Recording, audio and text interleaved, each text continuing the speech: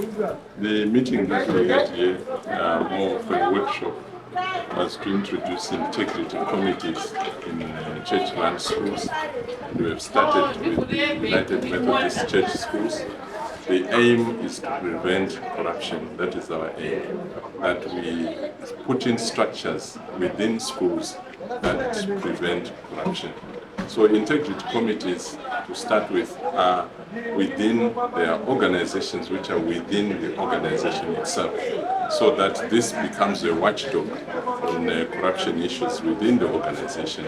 And this is the first one that we have established. We are going to establish for school-run, church-run schools. And we started with United Methodist Church. We had a very good attendance from all the schools in Manicaland. The board in Manicaland was here, and the program was well received. At the end of it, we find that they've committed to setting up integrity committees. They've also committed that they're going to give the reports that we require twice a year, starting with one on the 31st of December this year, and then followed by the one on the 30th of June 2024. So this is what we had today in Manicaland. The Zimbabwe Anti-Corruption Commission established a process of engaging public entities as well as private entities, but mostly we started with the public entities, where we're engaging the chairpersons, deputy chairpersons, and also the chairpersons of the audit committees, with the view of ensuring that they put in place measures to prevent and combat as well as expose corruption within their institutions, in line with Section 9(1)(b) of the Constitution of Zimbabwe, Amendment number 28 of 2013, which requires state and all these entities to be able to put those measures in place. So in recognition of the fact that, according to the Auditor General's recommendations, many institutions were not implementing the recommendations. As a result, corruption was not getting center stage. Prevention of corruption was not getting center stage. So as a commission, we established a program to ensure that we encourage institutions to embrace integrity and uphold good governance in their institutions as means of preventing corruption, in line with the United Nations Convention Against Corruption, as well as the African Union Convention Against Corruption and the ZACC Protocol, which requires state parties to put preventative measures so that we eliminate corruption in our institutions, so as to also encourage development.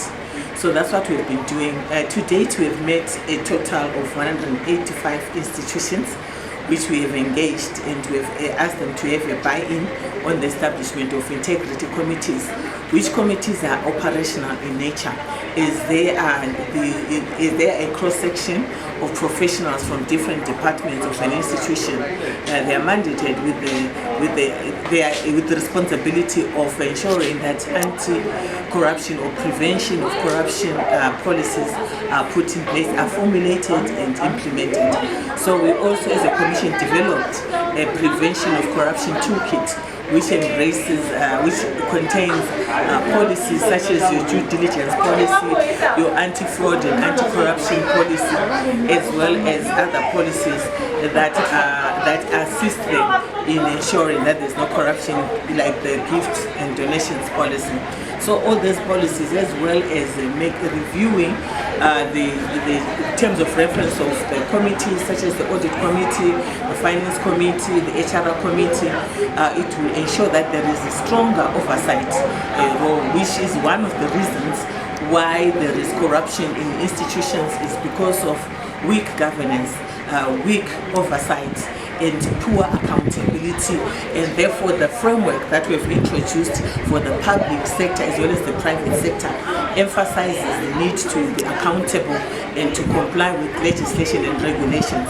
So here in Mutare, we've met with 19 schools from the United Methodist Church.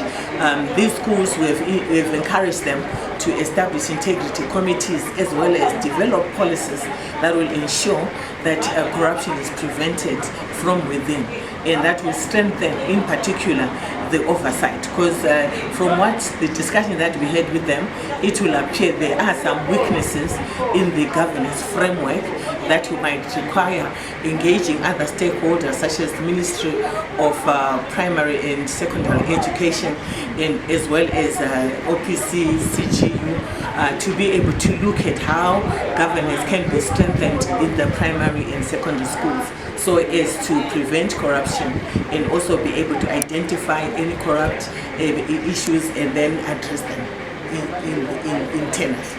Okay, so every school that was represented here is going to form its own integrity committee? Yes, every school that is represented here is undertook to form integrity committees, and as is indicated by one headmistress, she knows the teachers and she knows the staff, and she knows the staff that could be put in the integrity committee, so that they drive a new culture of integrity, and then be able to uphold good governance at school level.